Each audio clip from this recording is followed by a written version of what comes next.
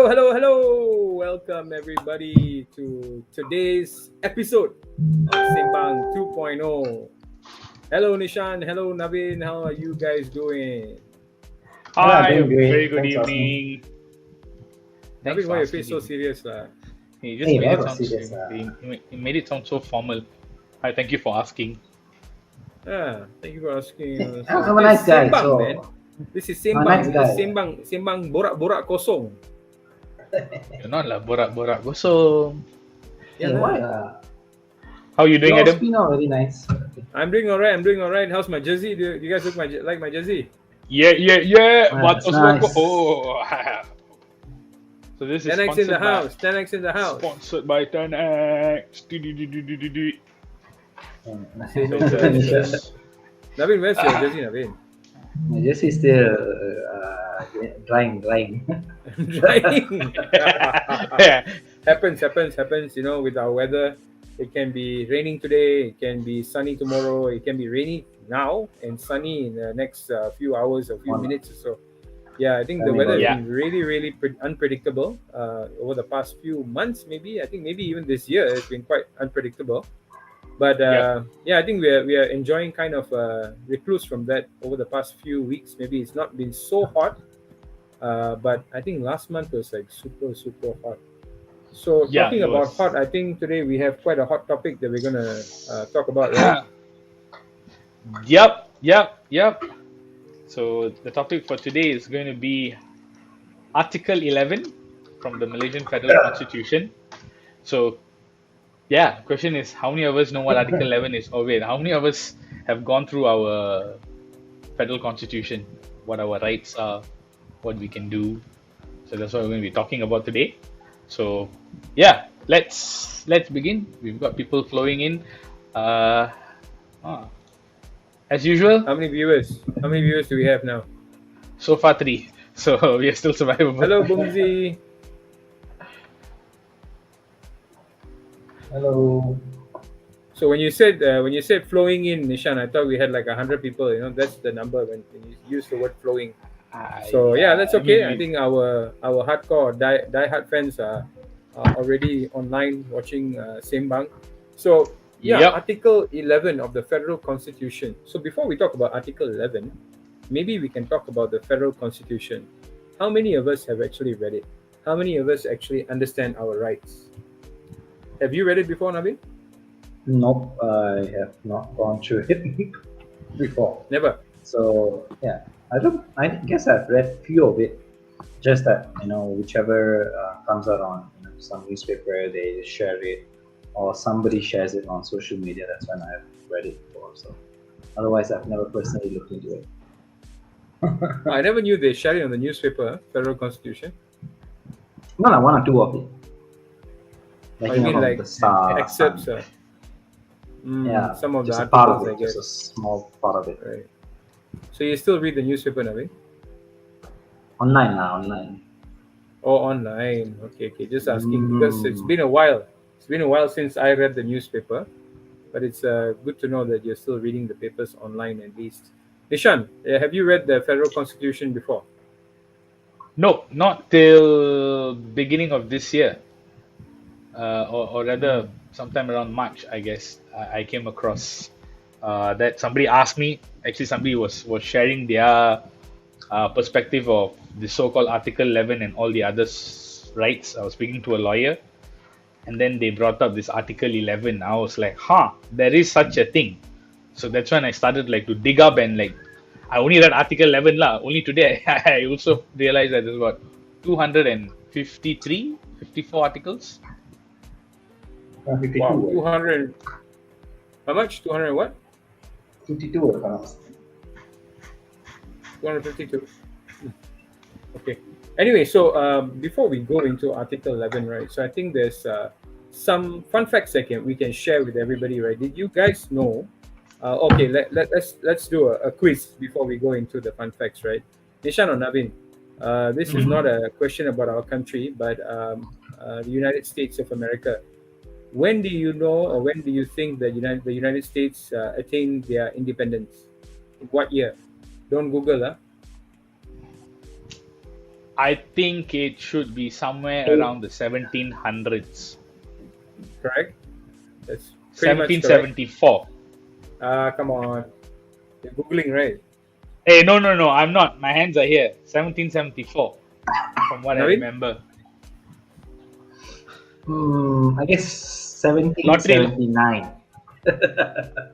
Okay. Naveen knows the answer already. That's why he's just guessing outside of it. Right? Yeah. But when they got it? 1789. Right? So, fun fact is that the United States also has a legislature, right? Like also a federal constitution, if you want to call it, similar to Malaysia. But of course, it's different because we are a democratic country and they are like more like I think a republic, right? Run like a republic because they have a president. But since they have attained their independence, they have had 27 amendments to their constitution. 27 amendments to their constitution. Remember, this country is over 100 years old, right? 1789 till now is definitely more than 100 years.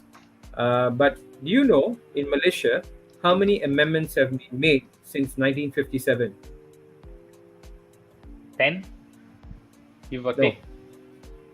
50. 57. What? Yeah. So our federal constitution has been amended 57 times since its inception in 1957. We are not an old country. We're only 65 years old. This year we are turning 65, I believe. So yeah, it's been amended 57 times. And a country as old as America has only had as much as 27 amendments. I think that speaks volumes, right? Yeah, Definitely. that's surprising. I just calculated. So, United States is the oldest constitution in the world. 233 years that their constitution has been there. I think the United States history is pretty interesting. The way that the whole constitution came about, the founding fathers, and so if I'm not mistaken, United States is the oldest constitution. The Indian constitution is the largest constitution in the world, if I'm not mistaken. I think I don't know the amount of articles that they have, but to my surprise, Malaysia is about 65 years old and we've got 57. It is beautiful. Now, do we know what are those amendments? I don't know myself. There were a lot of amendments, actually. A lot of things kind of impacted our federal constitution, such as the inception of Sabah Sarawak, the 1969 riots, and then also the communism that we had back in the day. So yeah, there were a lot of earlier on there were a lot of changes made, but if you look at it or you think about it, it's practically one change a year, because you're 65 years old and 57 changes is about a change a year, right? So how different it is from America or the United States is that in America they didn't change the constitution. What they did is they came up with the Bill of Rights. So it's basically so it's like a document that stipulates the changes, but it's just their rights only. It's about the rights of the United States citizens. But in Malaysia, they actually changed the federal constitution. They made amendments to the federal constitution. So if you guys have the time out there, you download the Federal Constitution of Malaysia, the document, you will see that there are some statements on the document stipulating that this has been changed or has been repealed or removed from the federal constitution. You'll see those statements there on the document. Wow. So it's a good thing or a bad thing that the changes are made to the constitution? Yeah, but according to scholars, it's a bad thing, because if the scholars, and this is what I read up earlier before Sembang, it clearly states that actually we didn't have 57 changes. We had 700 changes. That's the actual number. Because if you calculate every single change, it amounts to 700 changes in the Federal Constitution of Malaysia. Okay, that's bad. So just to put out a disclaimer there, we are no way condemning or putting anybody down, anything down. It is just a sharing session. It's I think our experience. I think we have the freedom of speech. I'm sure it's somewhere around there in the article. that Yeah, we it are is. allowed to we are allowed to speak our mind, yeah, without I think hurting one another. So I think that's what we're going to be doing today. So if anybody is going to get offended beforehand, I think please refer to the to the Federal Constitution of Malaysia, and yeah, I think we're just going to keep it very very real lah. Let's put it that way. Yeah, freedom of speech, man. We definitely have freedom of speech. It's clearly stipulated in the federal constitution. When Nishan introduced to me the federal constitution earlier this month, I was quite shocked. You know, first of all, I was shocked that me being a Malaysian, born and bred here, I consider myself to be a Bumi Putra because it's Tanah Tumpah Darahku, right? This is where my mom gave birth to me, and this is my country. Even though I'm not literally or legally a Bumi Putra, in my heart, mind, and soul, I am a Bumi Putra of this country. I'm a prince of this country. Um, I was disappointed in myself that I have never read the federal constitution. It never dawned on me to actually download the document or go and look for the document and have a read. Because if you guys also know, Navin and Nisha know that I am quite the reader. I love to read, but I don't know how I missed the federal constitution. Yeah, I mean, I mean, it is. I don't know. Has it been taught in school? I don't quite remember. I guess in law Uh, school only you study that. So Yeah. yeah, but then yeah. not everybody is going to become a lawyer or is going to study law, right? I don't know. I mean, even in university, I don't think so any of the MPU subjects cover part of sejarah, or I don't know under what category this will fall under. Yeah, what category this will fall under, like I don't economics, know. or I don't think so. Modern It's Malaysia. legal. I don't know. I Yeah, think that's it's. the problem. I mean, Nishan, we're not going to talk about the education system in Malaysia Oh no, no, because that I is wasn't a going there. 2 hour long Sembang session. Yeah, we all know. But, when you just said that, right, the both of you just mentioned that, why are we learning about Mesopotamia and Paleolithic when we don't even know what is written in our federal constitution? Yeah, Yeah. So I guess maybe interesting. because we never, as Malaysians, we only want to know the things that we are doing on a day-to-day basis. I guess it's something that is not widely spoken about. Oh, like, which part of the constitution says this or says that, But it's important that we all actually take our time, some time of our lives, and actually read it out and also understand how certain things are implemented or how law has which or what kind of rules are there. So I guess it's important for all of us to know what's our rights, what's in case in the event that you come across a cross junction. I don't know in what situation you'll use it, but in case you got to defend yourself somewhere, at least you know the constitution. And it's very important for any of us because I believe most of them in the US or even other European countries, they know about the constitution itself. They know that what's their rights, what they can do where, what they can't do at a certain place. So I guess it's important, but leaving apart all the bad parts, the shootouts and all that, still they know what to do, and it's important that you know what's your rights like in Malaysia. Yeah, yeah. I think I echo it what Navin said. Like it, like I don't know. I mean, now I'm curious. Like I come across a lot of cases on the newspaper. I mean, as on e-news. Yeah, especially FMT. They bring about a lot of drug-related cases and all this stuff. It's all related to one particular article or one particular law or something of that sort. Then it gets me curious to know that hey, so what are the things that are protecting us? We are the citizens of this country. We have a lot of misconceptions, like the word that you just earlier used, Bhumi Putra. There's another bunch of confusion behind that, which is partly or closely related to Article 11, because it's relating to your identity. So there's a lot. I think us doing the Sembang session, and for those who are going to be viewing it, maybe they'll start looking up at the federal constitution, maybe have a read at it, and then maybe they'll start to figure out, oh, now I know why certain things work the way it works. Yeah, I agree. Like for me, it doesn't matter. Like I mentioned earlier, I'm a Boeing putter, right? I don't need to be branded by an organization. I don't need to be branded by a country.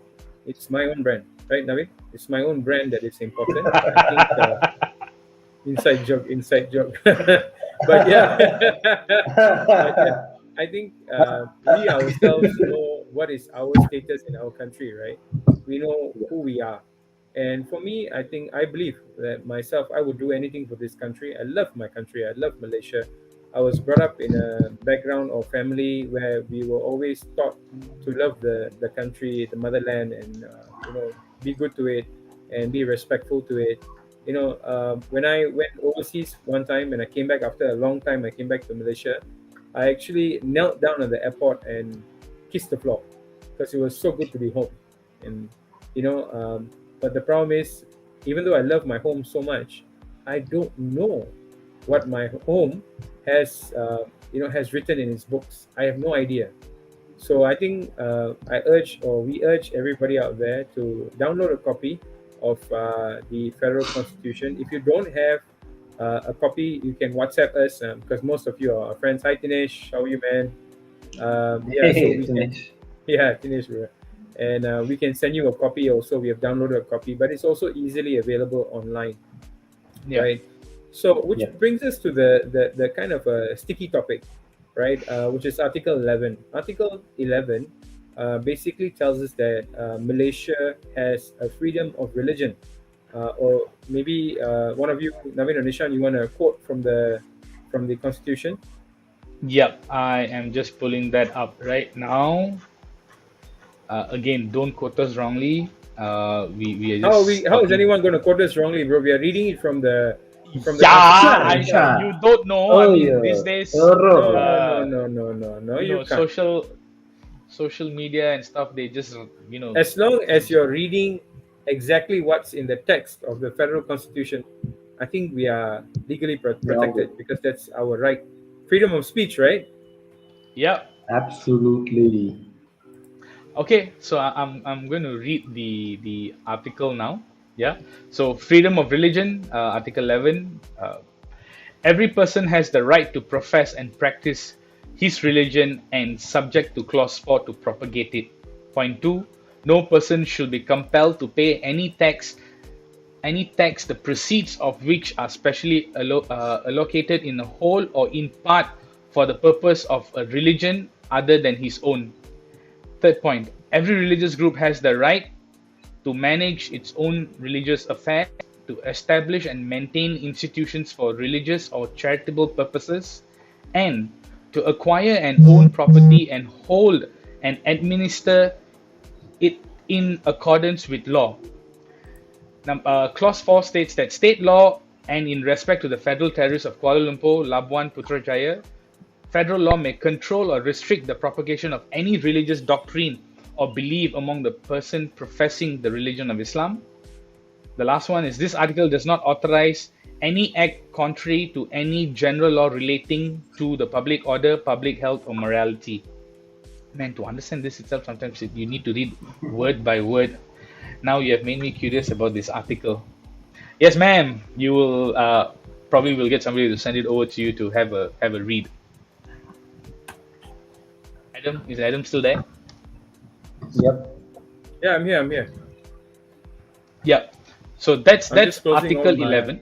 My Windows because it's impacting my internet for some reason. I'm lagging. All right, no worries. We still got the time. Can you all hear me?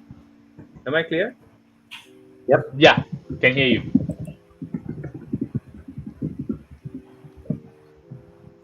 Oh, super laggy, man. Just give me a minute, guys. You guys can continue talking first. I just need to close some of these windows. 1 minute. All right, so we will see Adam right in the GIF. So yeah, Article 11. So I'm going to read it again. Yeah. So it states that every person has the right to profess and practice his religion and subject to Clause 4 to propagate it. So the reason why we sort of selected this particular Article 11 is because recently we came across quite a number of news, in the past either a year or two, in regards to this religious affairs, people converting out And I think recently there was a case, if I'm not mistaken, in Terengganu, where the parent, the mother and the kids were separated, and then Yeah. they were intervened by a political party. So it got me curious to know that, hey, what is the right for us Malaysians?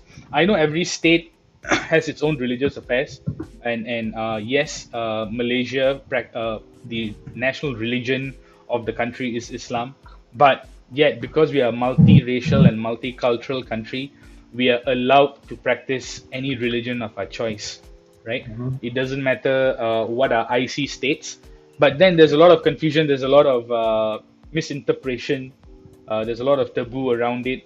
People are scared to always ask, or they just assume, uh, what religion, and no, you shouldn't be practicing any other religion apart from what you believe in.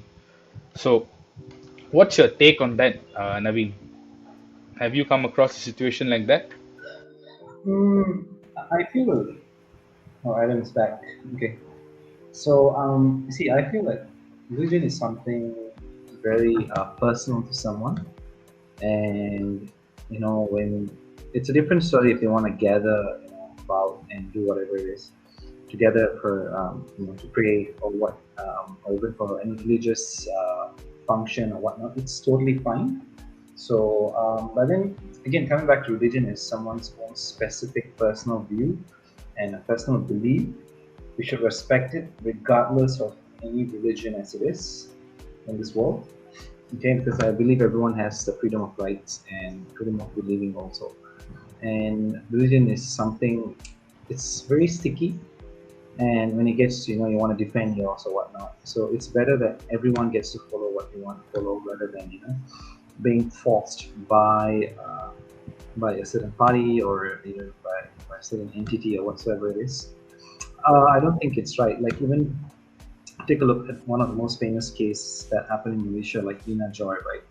So she converted to be a Christian, but she wanted to come out of Islam, but the court did not allow it because, for anybody who is practicing Islam has to come under the Sharia law. They will not follow the federal law as it is. And then she left the country and she moved on, I believe, to Australia or something like that, just to practice what she wants to believe in. So, yeah, in the year 2022, I believe everyone should have that freedom. And yeah, that's what I think what it is. How about yourself, Adam? Well, what's your take on, like, this kind of situation? So I think, like, if the federal constitution states that a person can have a freedom of religion, right? So that is basically the backbone of the country. That's, if you want to call it, the Bible or the Quran, or the guidance of a country, right?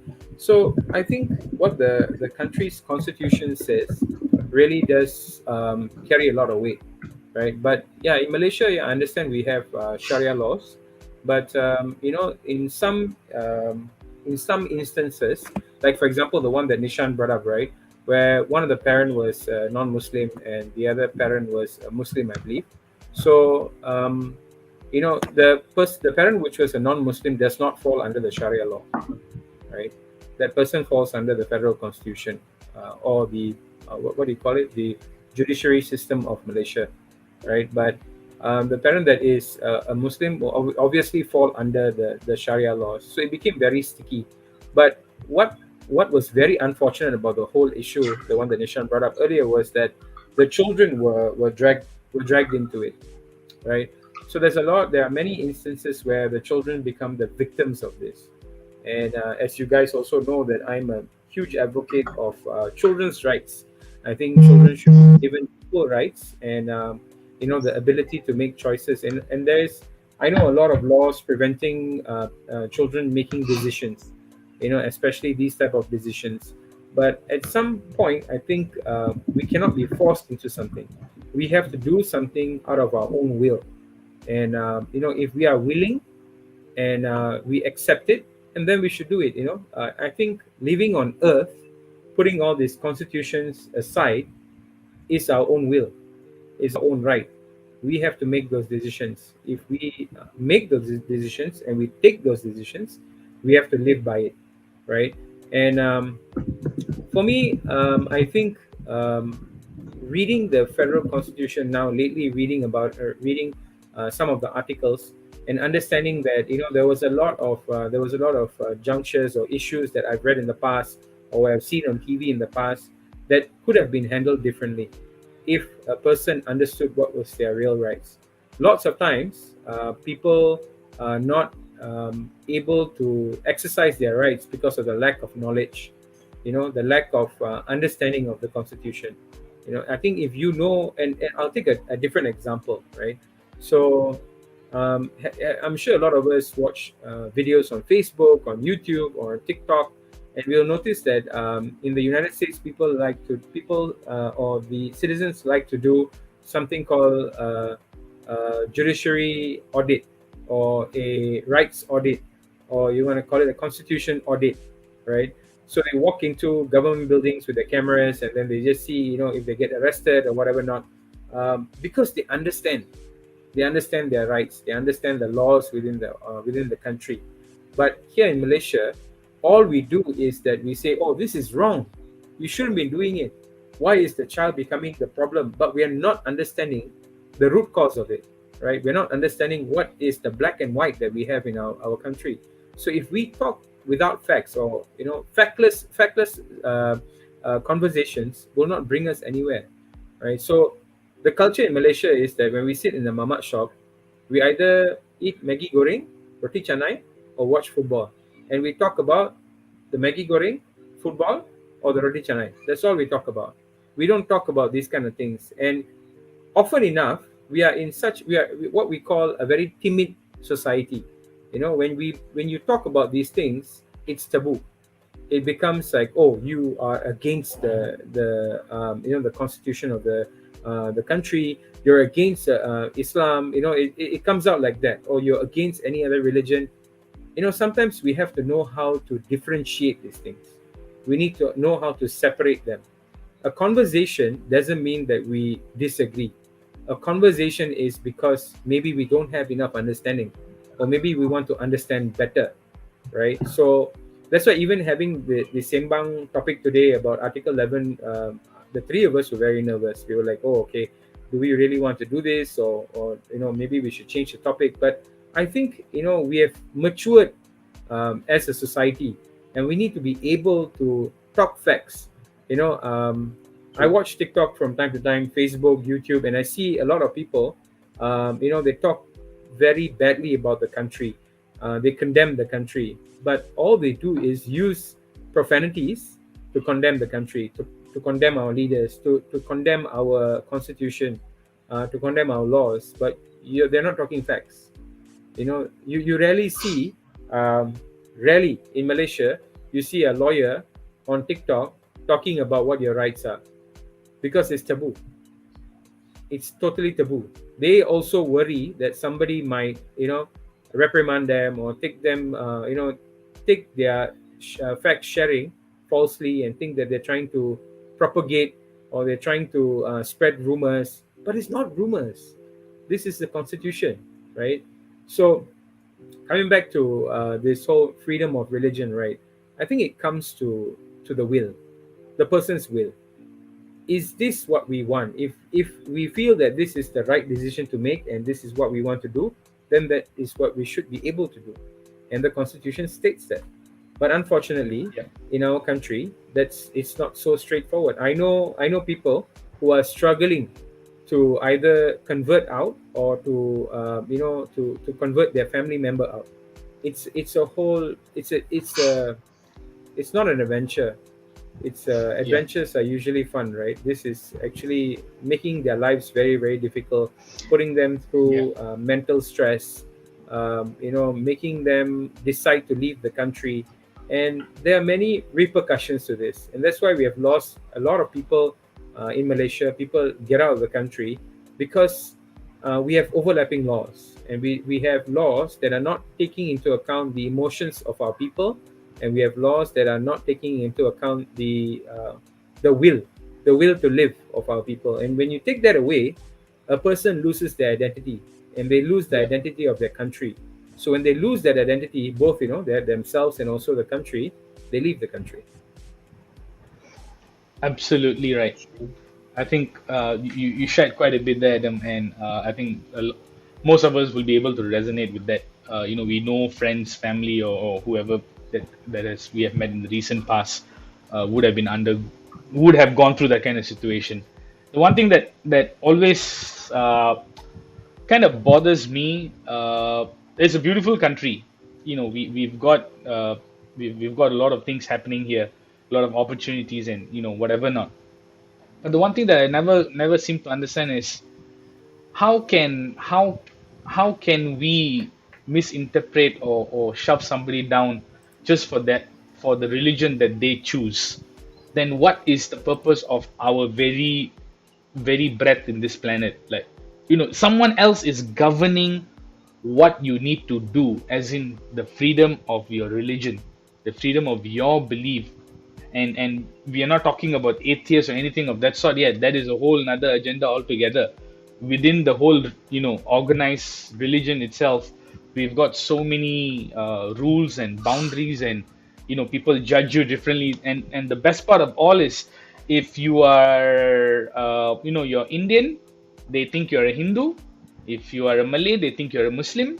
And if you are Chinese, they think you're a Buddhist. Like, there's this so-called stereotype that happens, and then we just misjudge everybody along the way. And then the moment when you say that, because I've encountered, like, a lot of my friends, especially when they'll suddenly ask when they see the IC, oh, you're a Muslim. Oh, you don't look like one. I mean, like, how is a Muslim supposed to look like? There is no specific face or anything of that sort. It's every religion is beautiful by itself. Why do we label people? It's because of this labeling and labeling over years and years, and again, partly of our education system as well. I don't say they have educated us wrongly. I think they have not. There is not enough. It's inadequate.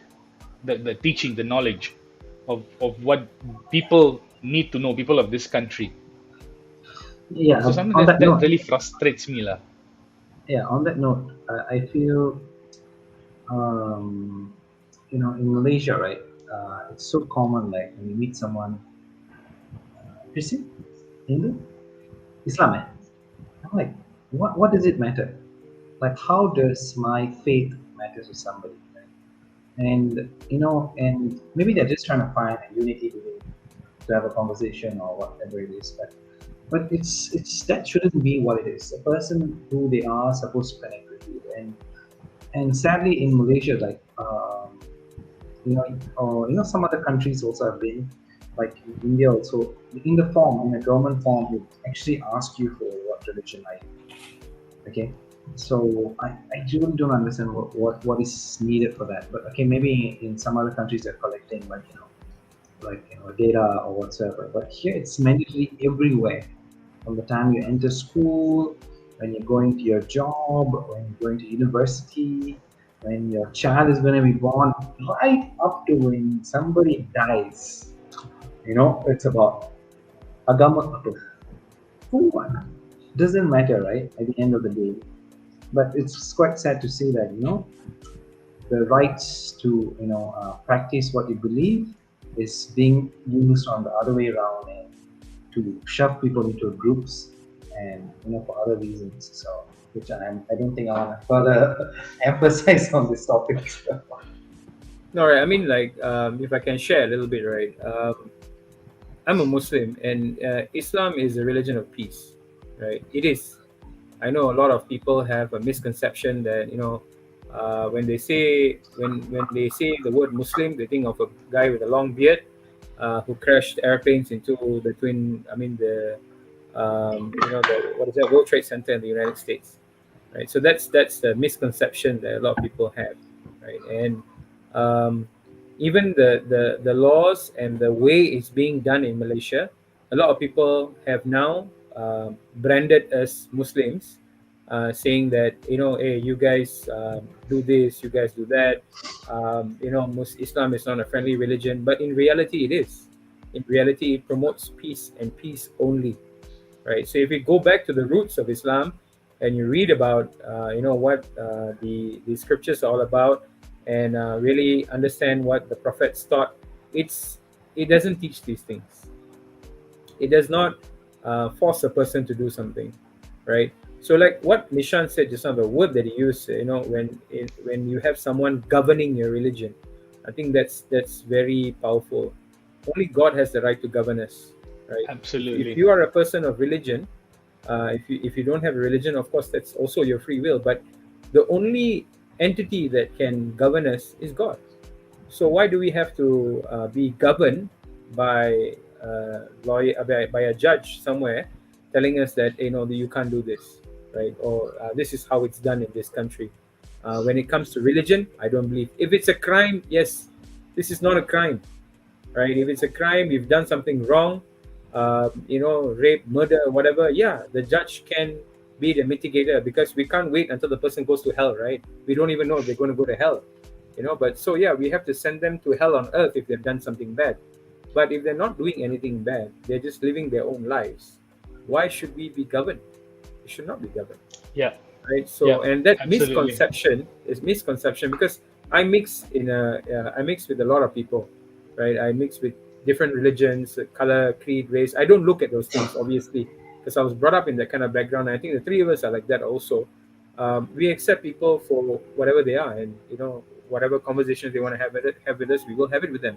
But I've also had instances where I've had debates with my fellow friends from different religions, where they will say that, hey, yeah, you guys or you people always do that. And it's very insulting to me. It's very Yeah. insulting to me. And the thing is that I shouldn't be insulted, because of the masses in this country and how they portray it. It has caused the minorities in this country to believe that that is all of us. We get branded, right? That word again, branded. We are all branded as people who are oppressors, who are people who are pushing things down to people, but we're not. In reality, that is not the way it's supposed to be, right? And it's Yeah. it's very it's very disheartening for me, very very disheartening for me, when I've had people ask me like, hey, why are you a Muslim? You're an Indian, right? I'm like, how do you answer that without hurting their feelings? Even though they're hurting my feelings when they say that, I don't practice tit for tat where I'm going to make them also feel bad about it. So I usually just ignore the question. I take the insult, but I just ignore the question, because at the end of the day, I'm a human like you, and we have the same color blood. So why do you have to judge me for that? But the reality is, the judgment is being caused because of the way we are being governed in this country. Yeah. So Yeah. I don't blame the people. True, true. I think this is where the term ignorance is bliss is not applicable. I think we cannot be ignorant any longer. I think we cannot be intolerant any longer. I think we need to learn everybody's religion, their practice, at least get to know why they. I mean, it's a general knowledge, right? I think the reason why you want to ask someone, for me lah, like is if let's say because we all respect everybody here, and you just want to ensure that you're not serving the wrong food or whatever not. I mean, again, the person also needs to be aware of where they are at, like so I think that the law should be there to protect the individual from getting other people to abuse them using it. And it's common. I mean, it's a very we like to stereotype. We are already in lot of, there's rules and regulations everywhere. There's a lot of political divides. There is a lot of now religious divides, race divides, geopolitical divides, geographical divides, and we have labeled everybody. The moment if I take out the word religion from somebody, it's like, oh, I'm lost, I don't know what's my identity.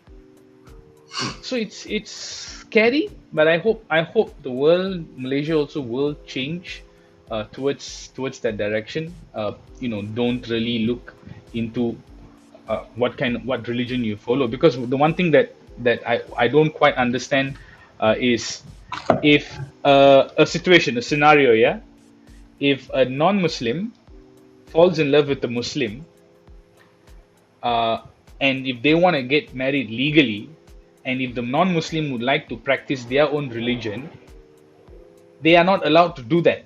But whereas in Islam, it says that you cannot force somebody into a conversion for marriage. So then what happens to that person? And there's a lot of people who are going through that. So the Article 11 will help us to understand whether what is our rights. Like, hey, I'm in love with somebody, and why does the religion matter if I want to get married? Legal is legal. So that's when, again, my frustrations lah. So I'm just sharing with a lot of people out there. But I think we need to voice out a bit more. We need to be a bit more. We need to study a little bit. You Read made a a little bit 58 more. change in the amendments. 58 change, in regards to this. But yeah, agree with Nishan. A lot of them go through this, and some of them actually go through a really bad trauma, I would rather say. Because when we have a federal law, we should be following that federal law as it is for the country. That's why we signed the constitution in the first place. And we should just let one governing body rather than many other governing body to come in place and start dictating certain things. So, but yeah, I hope things will change. We're in the 21st century already, 2022. We have now. I'm quite surprised that we are open with LGBTQ now, and I guess slowly things will start changing when they start be able to give rights, like how is it in Singapore, Thailand, India, for the matter of fact, where you have the rights to practice your own religion, and you can still marry somebody out of religion without the need of changing it. Yes, I'm talking about even a Hindu marries a Christian, or a Christian marries someone else. Okay. It doesn't matter. Legally, as long as you're married, and even for your child, you can actually choose for them. And even when they're above 18, they can choose whatever they want. It's up to them. It just shouldn't be something which is forced. So yeah, I hope they make the 58 change and 701 changes. Well, this part I of think. the Go ahead. sorry. Sorry. Oh no, I just wanted to give a disclaimer that, I mean, whatever we are suggesting now is just based on our perspective. I know there's a lot of law that goes in the background to do any kind of changes, but no one gets offended. And yeah, stay calm, people. Yeah. So when there are two kinds of reactions or scenarios based on what you guys were talking about earlier, right? So the first one is you mentioned that a person from a different faith, or for example, a Hindu wants to get married to a Muslim, right? And the Hindu party has to convert into Islam if it's in this country. So the first action or scenario or case study you can say would be that this couple would move to a different country. They would maybe run away to Europe or America and disown this whole country. And that's where the first part where I talked about the loss of talent. That's why we lose so much of our talent overseas. But obviously the ratio is not big. It's not like we have a person converting every other minute, right? And so that's one way of looking at it. And the second one is, say for example, the other party is very, very in love with the party that is Muslim, and they do decide to get married. Obviously, they have to convert, right? One of them has to convert into Islam. So what happens is they will ask you, they will tell you that you should not be doing this only for the woman or for the man. You should not be doing this because you want to get married. It has to be done out of free will, right? So some of us do it out of free will. Some of us want to do it because that's the path that we have chosen. That is the the change that we want to make, or maybe it was just fated that we are going to make that change. What is that word? It's been ordained that we're going to change into change your religion or whatever not. So, but there are some of us or some of the people who convince themselves that they are making the change for the right thing. They convince themselves because they're in love. When a person is in love, they will do anything for the other party, right?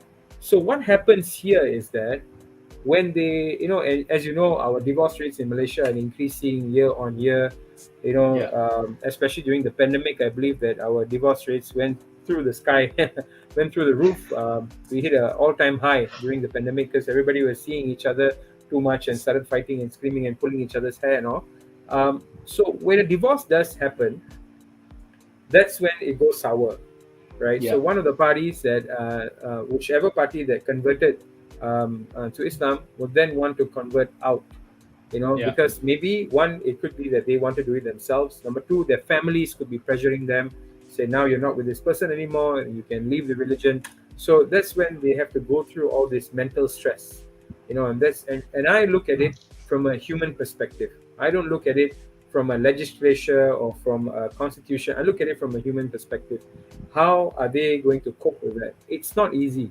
It's stressful. It is very, very stressful. So there's only these two kinds of scenarios, right? One, they run away. Two, there's 2.1 and 2. So 2 would be that they accept it and they would really want to do it from the bottom of their heart. Or the 2.1 is they convince themselves that this is the right choice for them. And eventually, if it doesn't work out, they regret it, right? So religion is a very personal issue. It's very touchy. It's very emotional. It's very, it's the word itself. It says spiritual, right? Spiritual. So it's about the spirit. So you have to be able to be convinced inside out that this is what you want to do. Yeah. Right? Because once you make the decision, it's very hard to go back, right? So yeah, that's what Right. I wanted to share, because I've witnessed this a lot. Yeah, so whenever you say that, there's always one dialogue that always comes to my mind by Tupac Shakur, "Only God can judge me." So yeah, I think once we understand the fundamentals of that like what you mentioned earlier, right? Whether you're a believer of a particular religion or you just don't believe in any religion, but you believe that something big is governing you, whether it can be the universe, an energy, a light form, whatever you want to name it. I think once you understand that, then everything else in between, it shouldn't really matter. And all I'm asking a lot of people out there who might be viewing this, you may have your friends or family who might be going through this, allow them to practice what they want to practice. Give them that choice, give them that space, give them that freedom. Don't misjudge, don't put them into a trauma. And a lot of people around our circle have been going through a lot, and already life as it is not that great at this point of time. Post pandemic, the price hikes and whatever not. Just yesterday, BNM decided to raise the OPR by 0.25%. Not He good had for to, me. not Naveen. good He for- had to. Naveen. No, there's a lot of problem that's happening in people's lives. So let's have one lesser, and allow the freedom to people to believe what they want to believe in. I have Yeah. to say lah, but OPR is like Thanks for putting that point, Isha. So yeah, I guess end of it, we should not be judged based on our religion. Everyone should have the rights of doing whatever it is they want.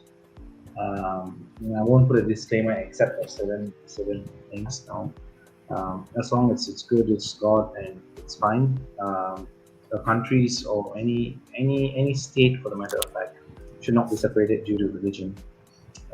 This is this particular state, that's a particular state. I guess we are one country. We are all countries in this world. We are all human beings. Let's leave as it is. Give each other the support that they need. And the most important thing is, just be there for your friend or your family members who is not even practicing their faith. For matter of fact, just support it. It doesn't matter, It's no one to judge. It's only God to judge. So, yep. Yep. Yeah, I think we're getting a bit too serious. Like, the tone of voice is over there. Yeah, I think the bright side of it is, I think today we were gutsy enough to talk about this. It's not an easy topic to talk about. Yeah, I think 100%. it's close to all our hearts, the three of us. So I think it's the start of us. Not I'm not saying that we're going to start revolutionizing and start propagating the constitution or whatever. You're going to see me in front of Sogo and say that, all I don't agree. I don't agree. I know you're not going to see that. Sembang 2.0 with flag. Yeah, I don't think we should do that, and we don't want to do that. But what I'm trying to say is that, and I think this is the reason why we brought this up also, is that there are many fine prints that we don't understand, we don't read. Even when we purchase something, or when we buy, when you get something at a mall, we don't read the fine print, and the constitution is the fine print, right? And I would encourage you guys not only to read Article 11. Article 11 was something that was close to our heart, so that's why we decided to talk about it.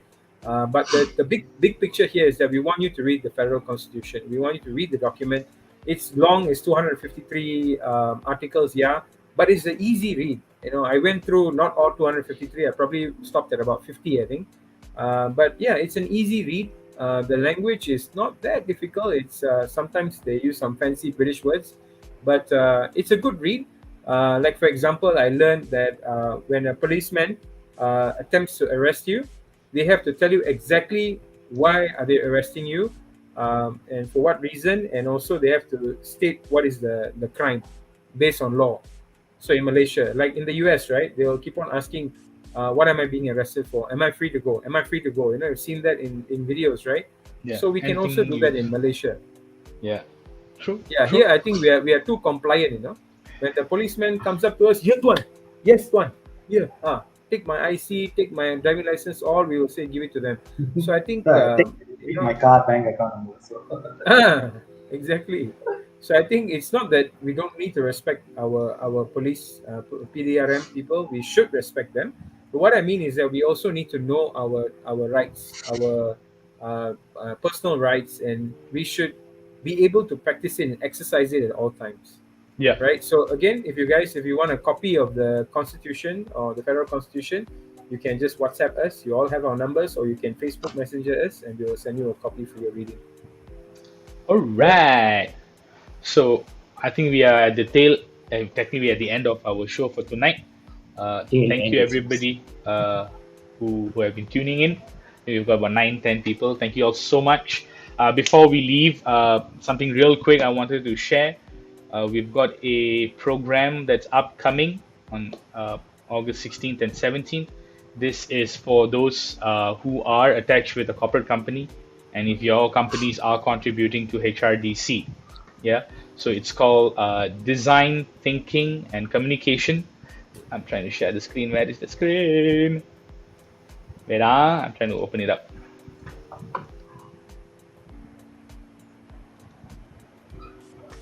Not bad, guys.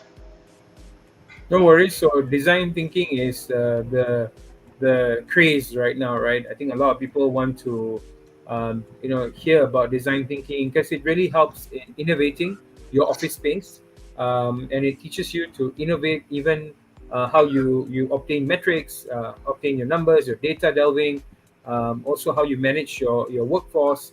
So design thinking here, we have combined it with one of our astute partners, Carmony from Wellington's Resources. And yeah, so it's design thinking and communication. She is a communication expert.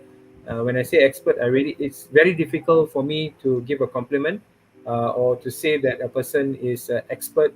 So yeah, she is the expert. We love working with Wellington's Resources because I think they carry a really good brand, right, Naveen? And it kind of suits the brand with 10x.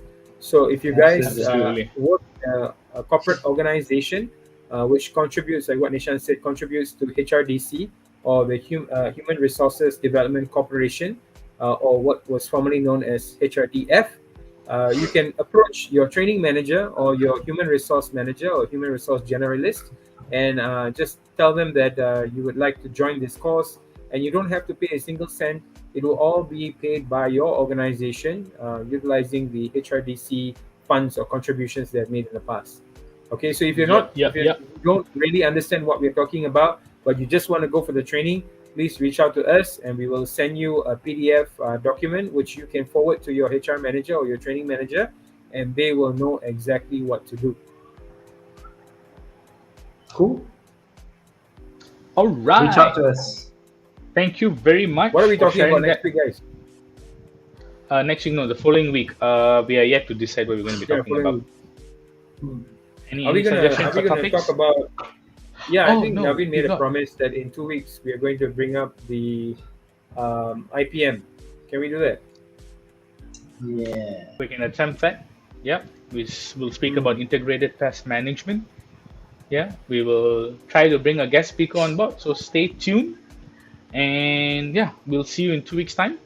All right. So Sembang is going to happen every fortnight, from 9 p.m. onwards, as usual, every Thursday. No, wait, today is Thursday or Wednesday? Wednesday.